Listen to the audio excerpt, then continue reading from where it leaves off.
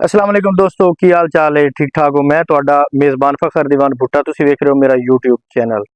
ਦੋਸਤੋ ਤੁਹਾਨੂੰ ਅੱਜ ਇੱਕ ਅਹਿਮ ਇਸ਼ੂ ਦੇ ਬਾਰੇ ਦੱਸਣਾ ਹੈ, ਉਸ ਦੇ ਬਾਰੇ ਤੁਹਾਡੇ ਨਾਲ ਗੱਲ ਕਰਨੀ।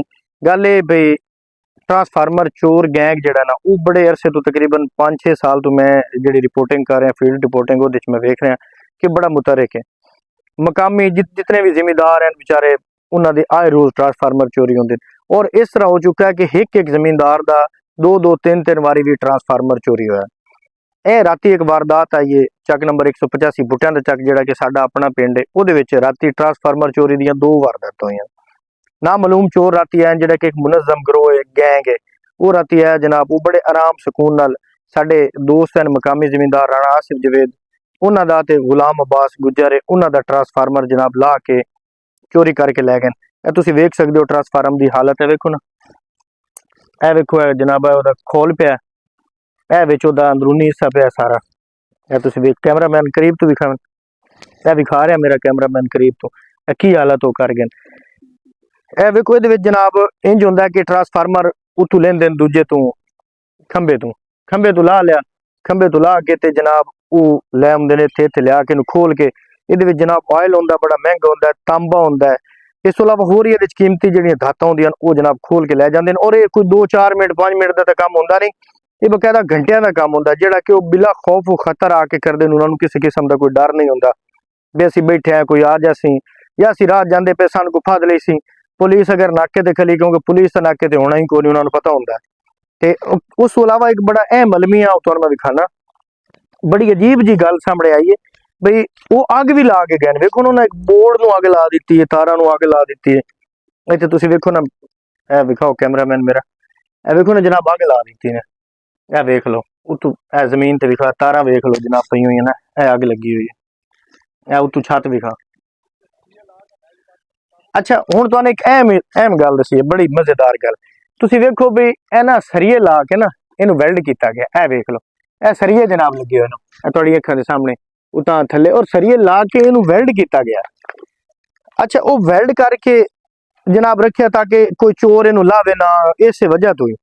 ते तुसीं वेख लो कि उन्हां दी दीदा दिलेरी, उन्हां दी कारीगरी जी, कि उन्होंने इहनूं तू कट के ते थल्ले लाया ट्रांसफार्मर नूं। तुसीं खुद वेख लो कि उन्हां कोल इस दे बारे कोई मशीनरी होनी है, कटर होने, इक्विपमेंट्स उन्हां दे कोल सारियां होणियां, जिन्हां दी वजह तो वेख लो बई उन्हां उत्तों लाया ते ओह ला के लै गए। बड़ी अजीब जी गल है। सुबह इत्थे पता लगा है, 15 कॉल कीती है, एक साडा इत्थे माशाअल्लाह पुलिस मुलाजिम साडा भाई आया है ते उस आके वेख्या को फोटो फाटो लिया ते ओह चला गया जी कि गल्लो वाली एक लड़ाई हो गई, मैं तो उधर जांदा पिया।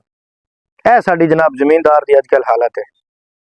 अच्छा दोस्तों तुहानूं गल दसी कि सारिਆਂ ਨੂੰ पता है पूरे पंजाब दे विच नहरां बंद है, तकरीबन महीने तो ज़्यादा टाइम हो गया नहरां बंद है, पानी कोई नहीं नालियां खालियां दे विच।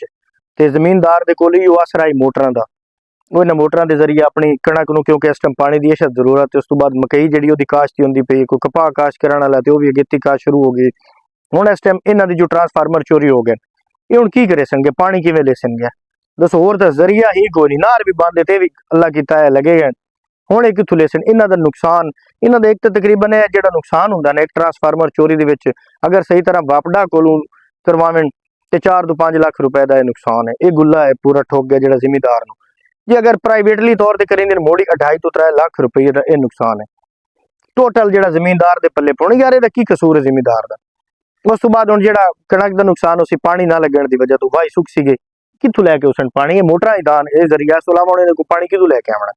होर नाल दे पिंडां चों ते पानी थोड़ा आना, इन्हां कोल की जरिया? हुण फसल दा नुकसान हो सी गया, मकई दा नुकसान हो सी, काश्त च लेट हो जासी, कणक नूं इस टाइम पानी दी अशद जरूरत है क्योंकि धुप्पां निकलदियां पईयां, सर्दी इतनी पई भी कोई नहीं, काश्तकार पिसिया पिया। और ये वारदातां मैं पता नहीं कितनी वारदातां रिपोर्ट कीतियां। मैं कई ऐसे वकूए ते दूर दराज गया, मौजा सुलेमान भी गया, इधे दरिया वाली साइड ते मोहम्मदी शरीफ, किला कंगरां दा, बुआणे दे इर्द गिर्द जितने पिंड हैं, साडी तहसील फुआणा दे विच तकरीबन कोई ऐसी जगह नहीं जिथे मैं ना गया हुआ या मैनूं पता ना होवे। उस तो इलावा कितने वाकयात हैं जिहड़े रिपोर्ट हुंदे। साडी अपनी बुआणे दे नाल बुट्टियां वाला खूह है, उत्थों मोटर चोरी हुई, उहदा ट्रांसफार्मर ला के लै गए, जिहदा अज तक नहीं सानूं पता लगा। इस तो इलावा भी साडे सराउंडिंग्स कितनियां वारदातां होंदियां, कई ऐसियां वारदातां जिन्हां दे परचे पुलिस दे छड्डदी, कई ऐसियां वारदातां जिन्हां दे परचे नहीं होंदे, रिपोर्ट नहीं होंदे। क्यों की गैंग है उहदे उत्ते किहदी सरपरस्ती, किहदा हत्थ उहनां दे उत्ते जिहड़े फद्दे नहीं जांदे? कभी सुनिंदा है भी ट्रांसफार्मर चोर गैंग फद्या, उस तो बाद पता ही नहीं लगता गैंग किते गया, कितनियां बरामदगियां हुई, कितने लोगों को ट्रांसफार्मर मिले, सान अज तक नहीं पता लगा कौन है, केड़ा सरप्रस्त, कितने कारीगर लोग हैं। ये आम बंदे तुहाडे मेरे वर्गे कोई आम लोकल लोगों का तो एक काम ही नहीं कि वो ये ट्रांसफार्म चोरी कर रहे हैं, हाथ पावे, असं तो कोलू लगदे डरदे हैं, बिजली ट्रांसफार्म थोड़ी जी आवाज होंगी पे तो असीं दूर लग जाते हैं भी यार ये चुकू करंट ना आ जाए। वो कोई कारीगर लोग हैं, सिखे हुए लोग हैं, जेडे कि एक बड़ा पुराना काम करते हैं, घंटिया के हिसाब नाल इत्थे रहना, दीदा दिलेरी नाल 2 मोटरां ते एवें तो नहीं टाइम लगा नहीं तो हुण जनाब चले गए ते बस अल्लाह ला खैर चला ये हो जाए और ज्यादा तो ज्यादा की हो जाना है। अगर बहुत भी बड़ा इंसाफ मिल गया तो थाने वाले FIR दे छड़सन, उस तो अलावा की करे सन, हट के ना अपनी अपनी पटदी नूं, अपनी मजबूरी नूं, अपनी मदद आप दे तहत अपने खर्चे ते ना मोटर ठीक करानी नहीं यार की बन सी गया। ये जमींदार दा कौन है, कोई पुरसाने हाल नहीं, हर पासों खासकर तबाह होंदा पे ना, फसलों का रेट, खादा महंगियां, ये जेडे बिल आने को अगे भरींदे पे 2-2 2.5 3-3 लाख रुपए तो बिल भी आ रहे हैं, चलो मुड़ भी फसल सराब कर रहे हैं, किसान खुश हैं भी, चलो शुक्र है। इस जमींदार नाल की होंदा पे, मुकम्मल तौर पर एक सोचे समझे साजिश और मनसूबे के तहत इस शोबा ज़राअत नूं तबाह किया जा रहा है।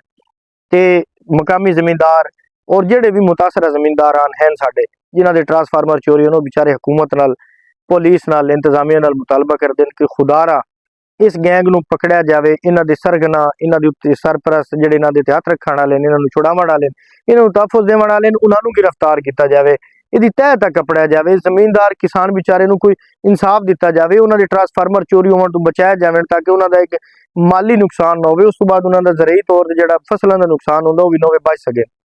ते मैं उम्मीद करदा कि मेरे जेडे किसान दोस्त हैं, मेरे भरा उन्होंने शायद मेरी वीडियो पसंद आई होवे, क्योंकि मैं खुद भी छोटा मोटा जिमीदार हाँ, जिमीदार तबके नाल मेरा तल्लक है, तो मैनू बड़ी तकलीफ हुई है, दुख होया कि यार मैं जिथे भी जाना हर पिंड दे विच और एक बंदे का 3-3 वारी ट्रांसफार्मर चोरी है, क्यों होया यार।